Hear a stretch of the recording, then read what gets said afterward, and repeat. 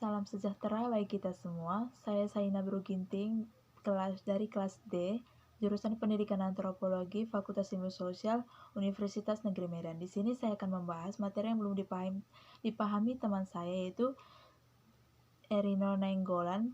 Materi yang belum dipahami yaitu teori struktur fungsional. Dan kedua itu materi yang belum dipahami Tiana Mora, yaitu primordialisme.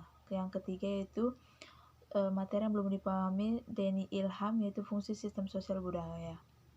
Yang kesatu yaitu teori struktur fungsional. Teori struktur fungsional adalah sebuah teori yang berisi sudut pandang yang menafsirkan masyarakat sebagai sebuah struktur dengan bagian-bagian yang saling berkaitan. Cirinya itu adalah gagasan tentang kebutuhan masyarakat. Masyarakat sama dengan organisme biologis karena mempunyai kebutuhan dasar yang harus dipengaruhi agar masyarakat dapat melangsungkan hidupnya dan berfungsi dengan baik. Ciri kehidupan struktur sosial muncul untuk memenuhi kebutuhan masyarakat dan merespon ke permintaan masyarakat sebagai suatu sistem sosial. Teori struktural fungsional juga mengutamakan pandangan harmonisasi dan regulasi yang dapat dikembangkan lebih jauh sebagai berikut, yaitu pertama, masyarakat harus dilihat sebagai suatu sistem yang kompleks. Yang kedua, setiap bagian dari masyarakat memiliki fungsi penting dalam ekstensinya dan stabilitas masyarakat secara keseluruhan. Yang ketiga itu semua masyarakat mempunyai mekanisme untuk mengintegrasikan diri. Tokoh-tokoh perspektif teori struktural fungsional yaitu 1. Menurut Talcott Parsons, teori fungsionalisme struktural yang dibangun Talcott Parsons dan dipengaruhi oleh sosiolog Eropa menyebabkan teori bersifat empiris, positifistis dan ideal. Pandangannya tentang tindakan manusia bersifat voluntaristik, artinya tindakan itu didasarkan pada dorongan kemauan dengan mengindahkan nilai, ide, dan norma yang disepakati. Tindakan manusia individu memiliki kebebasan untuk memilih sarana dan tujuan yang akan dicapai. Itu dipengaruhi oleh kondisi atau lingkungan, dan apa yang dipilih tersebut dikendalikan oleh nilai dan norma. Pandangan Talcott Parsons untuk memahami manusia dipelajari seperti mempelajari tubuh manusia. Struktur tubuh manusia memiliki berbagai bagian yang saling berhubungan satu sama lain dan memiliki fungsi yang jelas dan khas. Yang kedua itu Robert K. Merton.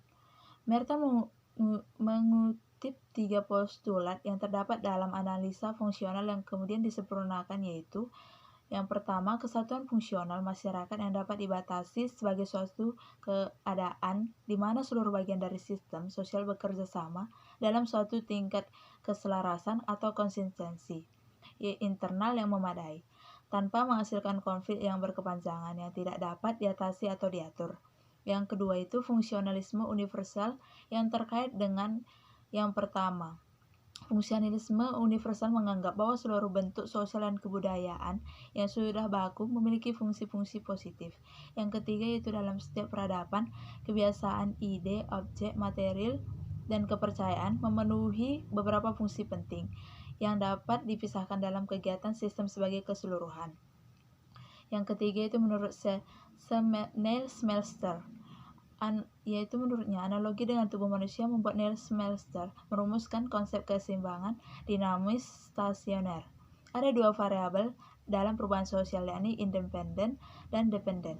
Bagian terpenting adalah spesifikasi variabel-variabel tertentu, dan umumnya teoritisi mendefinisikan perubahan sosial adalah yaitu berkaitan dengan jumlah populasi dan satu unsur sosial. Yang kedua, tingkat perilaku penduduk dalam jangka waktu tertentu. Yang ketiga, pola-pola kebudayaan. Yang kedua yaitu tentang primordialisme, yaitu primordialisme yaitu sebagai suatu sikap berpegang teguh pada hal-hal yang sejak semula melekat pada diri individu. Dengan kata lain, ikatan-ikatan ini sudah ada sejak lahir. Hal ini mencakup suatu bangsa, ras, dan agama. Salah satu alasan mengapa paham primordialisme dapat terjadi dalam masyarakat di Indonesia yang tidak dapat dilepaskan dari fakta bahwa Indonesia adalah negara yang beragam. Seperti contohnya itu, seperti Presiden Joko Widodo pernah menyampaikan bahwa Indonesia memiliki lebih dari 700 suku dan 1.100 bahasa. Dari sini kita dapat mengetahui bahwa masyarakat Indonesia yang memiliki latar belakang yang berbeda-beda. Mereka memegang ikatan yang berbeda-beda, lebih lagi sebagian besar masyarakat Indonesia masih tinggal dalam masyarakat yang bersifat homogen atau seragam, setidaknya hingga mereka dewasa. Yang ketiga itu tentang fungsi sistem sosial budaya, yaitu pengertian sistem sosial budaya adalah sistem sosial sebagai totalitas nilai tatanan sosial. Kode etik masyarakat Indonesia harus mewujudkan pandangan dunia dan filsafat negara Pancasila ke dalam semua aspek kehidupan nasional. Fungsi sistem sosial budaya yaitu 1. Dalam keluarga adalah sebagai lahan pembibitan manusia seutuhnya. Keluarga juga adalah organisasi alam yang penuh kasih sayang. Yang kedua itu dalam masyarakat, organisasi sosial kemasyarakatan ini adalah lahan pengkadera sebagai keluarga buatan, gotong royong buatan yang penuh perbedaan kepentingan. Yang ketiga itu dalam berbangsa dan bernegara. Dalam kehidupan berbangsa dan bernegara, penyelenggaraan negara dan pemerintah harus mengutamakan kepentingan umum. Jadi pola pikir tindakan dari fungsi dari sistem yang menunjukkan bahwa peran sosial dan norma yang terkait satu sama lain yang telah disiapkan untuk memenuhi kepentingan atau fungsional. Yaitu yang kedua itu struktur sistem sosial budaya. Raymond Firth berpendapat bahwa konsep struktur sosial merupakan alat analisis yang diwujudkan membantu pemahaman perilaku manusia dalam kehidupan sosial.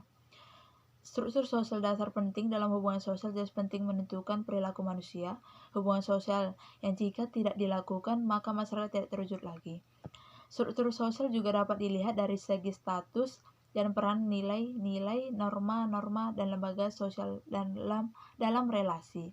Nilai didefinisikan mentalitas pembentukan perilaku manusia, sehingga sejumlah asumsi penting baik dan memerlukan opini dihargai. Baiklah, hanya yang saya dapat jelaskan. Mohon maaf jika ada kekurangan dalam penjelasan saya ini. Saya ucapkan terima kasih.